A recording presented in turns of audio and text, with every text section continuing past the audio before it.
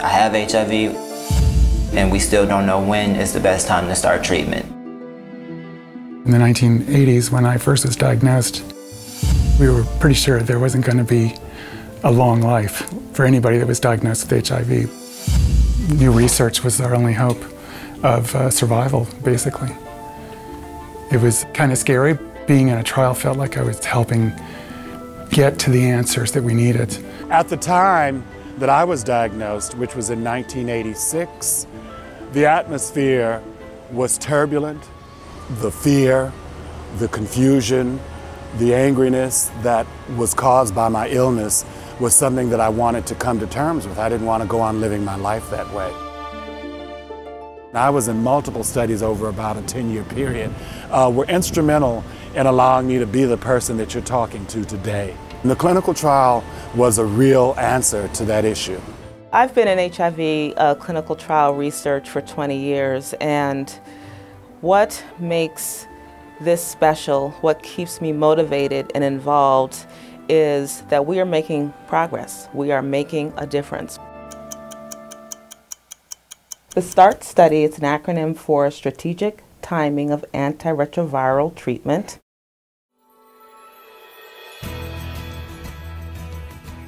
The START trial is critical because it asks the key question: when should I start antivirals?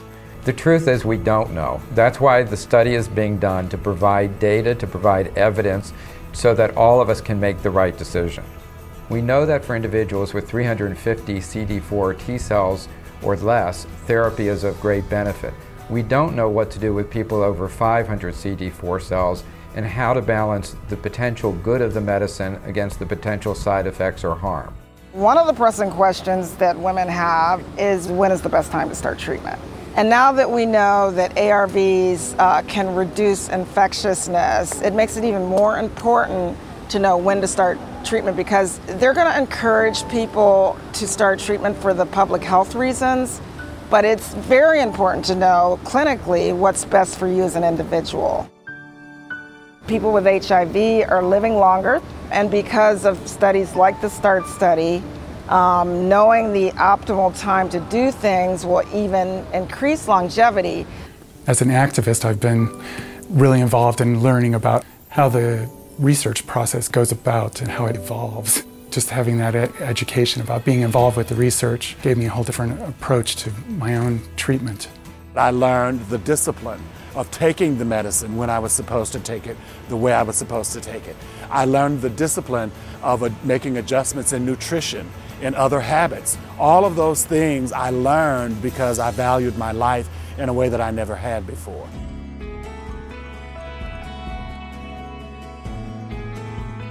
Individuals who are eligible for the START study are people who are HIV positive and have more than 500 CD4 cells and have never taken HIV medications before.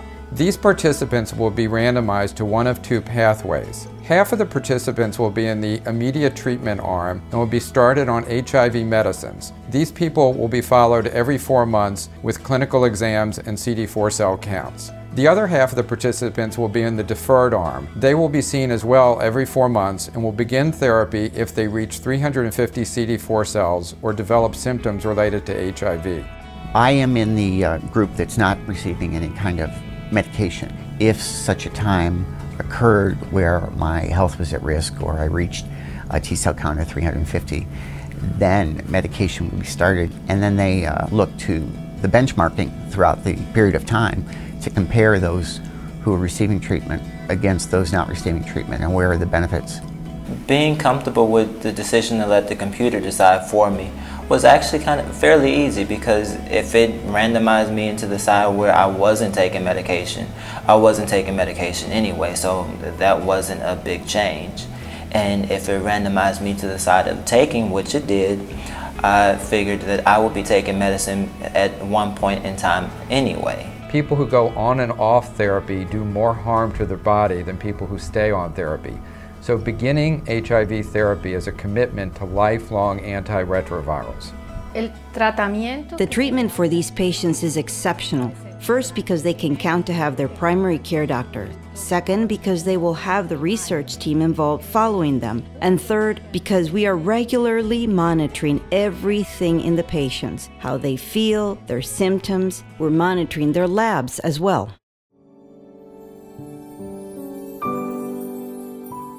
Patients who participate in START can be aware that they're contributing not only in their own community but throughout the globe. The importance of the START study can be seen by the large number of countries and institutions participating. Individuals in over 35 countries are being enrolled into the START study, with over 240 individual clinics around the world participating. We are well on our way to getting to the 4,000 people we need to answer this question. There's a lot of interest, a lot of enthusiasm, and this cooperation is going to do it. That the organization was really looking to address how to look at this epidemic from a worldwide, global perspective. That provided, in my opinion, a lot of credibility that many countries, many different doctors, many different disciplines, many different schools of thought were all participating for a united goal, a united vision toward the same thing. I decided to participate in the START study because I wanted future generations to have a better fighting chance to know when to take medicine. Making a big move like deciding to participate in a clinical trial, I think in many ways is a true act of courage. And for many of you, you can find in yourself what it takes to be a part of this struggle to make our world a better and healthier place. The idea that you're helping the larger community get a really important answer to a treatment question. It'll impact your life, and your volunteering to do it will impact thousands and thousands of people's lives in the future. Doctors will use this information to make decisions for everybody that comes up against HIV. It's a great thing to do.